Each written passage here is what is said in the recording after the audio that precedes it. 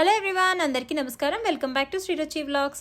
ఇవాళ 8వ రోజు అండి. 8వ రోజు మనకి సెప్టెంబర్ 29వ తారీఖు 2025 వచ్చింది. అలానే సోమవారం వచ్చింది, మూల నక్షత్రం అండి. సో మనం సరస్వతీదేవిని పూజిస్తాము. అమ్మవారు మనకి సరస్వతీదేవి అవతారంలో దర్శనమిస్తారు. అలానే వైట్ కలర్ శారీని అలంకరిస్తారండి. మనకి నైవేద్యంగా పరమాన్నాన్ని కానీ దధ్యోజనాన్ని కానీ పెడుతూ ఉంటారు. ప్రాంతాన్ని బట్టి నైవేద్యం అనేది మారిపోతూ ఉంటుందండి. ఇవాళ మనం దధ్యోజనాన్ని చక్కగా పర్ఫెక్ట్గా ఈవినింగ్ వరకు చిక్కపడకుండా ఉండేలాగా మనం నైవేద్యం ప్రిపేర్ చేసేసుకుందాం. ముందుగా ఒక కప్పు బియ్యం తీసుకుని శుభ్రంగా కడుక్కుని పక్కన పెట్టుకోవాలండి. తర్వాత ఒక కుక్కర్ తీసుకుని దాంట్లో 1కి 3 కప్పుల నీళ్లు పోసుకోవాలండి. నీళ్లు పోసుకుని మనం 3:30 వరకు కూడా వేసుకోవచ్చండి, 4 వరకు, ఎందుకంటే మన రైస్ మెత్తగా ఉండాలి కదా దద్దోజనానికి. చక్కగా మనం కడిగి పెట్టుకున్న బియ్యాన్ని ఇందులో వేసేసి ఒక 3 విజిల్స్ వచ్చేంత వరకు కుక్ చేసుకోవాలండి. లో ఫ్లేమ్లోనే కుక్ చేసుకోవాలి, ఎందుకంటే రైస్ మెత్తగా చక్కగా ఉడుకుతుంది. కుక్ చేసుకుందాం. తర్వాత మనం ఏం చేయాలంటే ఇవి పోపులండి. పచ్చిమిర్చి, కరివేపాకు, పాలు, పెరుగు, కొత్తిమీర, అలానే పోపు దినుసులు, ఉప్పు, అల్లం తురుము, జీడిపప్పు. ఇందులో మీరు మిరియాలు కూడా వేసుకోవచ్చు.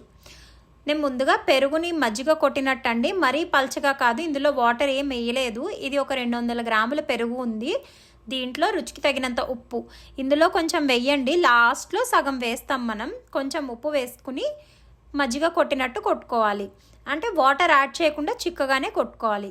ఇది కొట్టుకునే లోపు, ఇవన్నీ చేసుకునే లోపు మనకి రైస్ కుక్ అయిపోతుంది కదా. తర్వాత మూత తీసి ఒక్కసారి రైస్ని ఒక్కసారి మెదుపుకోండి. జస్ట్ మెత్తగా, ఆల్రెడీ మెత్తగానే అయిపోతుంది రైస్, మనం వాటర్ ఎక్కువ పోస్తాం కాబట్టి. సో ఇప్పుడు మనం కొంచెం ఒక గరిటె పెట్టి రైస్ని మెత్తగా మెదుపుకుంటే సరిపోతుంది. ఇలా మెదుపుకునేటప్పుడు ఒక చిన్న స్పూన్ ఉప్పు వేసుకోండి. మనం అందులో కొంచెం ఉప్పు వేసుకున్నాం కదా, ఇందులో కాస్త వేసుకుందాం, ఎందుకంటే రైస్కి పడుతుంది సాల్ట్.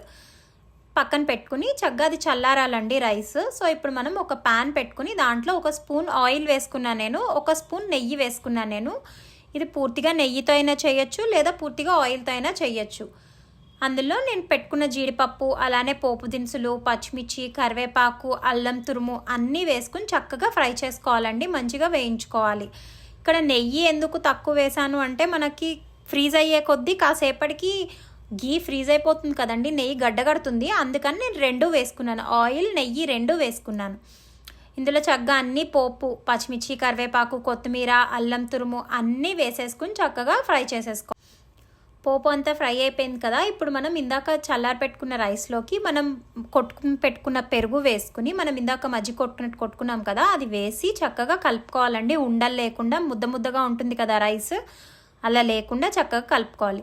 ఇందులో కొన్ని పాలు యాడ్ చేసుకుంటూ కలుపుకోండి. నేను ఒక చిన్న టీ గ్లాసులు పాలే తీసుకున్నానండి, అవి కొద్దిగా యాడ్ చేసుకుంటూ కలుపుకోవాలి. ఇలా కలుపుకోవడం వల్ల ఈవినింగ్ వరకు మనకి గట్టి పడదు. దద్దోజనం అనేది చాలా టేస్టీగా ఉంటుంది, చాలా బాగుంటుంది ఈవినింగ్ వరకు కూడా. చక్కగా ఇలా కలుపుకున్న తర్వాత మనం పక్కన వేయించి పెట్టుకున్న పోపులన్నీ కూడా వేసేసుకుని కలిపేసుకోవడమే. అంతేనండి, అమ్మవారికి నైవేద్యంగా పెట్టే దద్దోజనం రెడీ. ఈ వీడియో కనుక మీకు నచ్చినట్టయితే లైక్ చేయండి, కామెంట్ చేయండి, షేర్ చేయండి, అలానే సబ్స్క్రైబ్ చేయడం మర్చిపోకండి. Thank you for watching.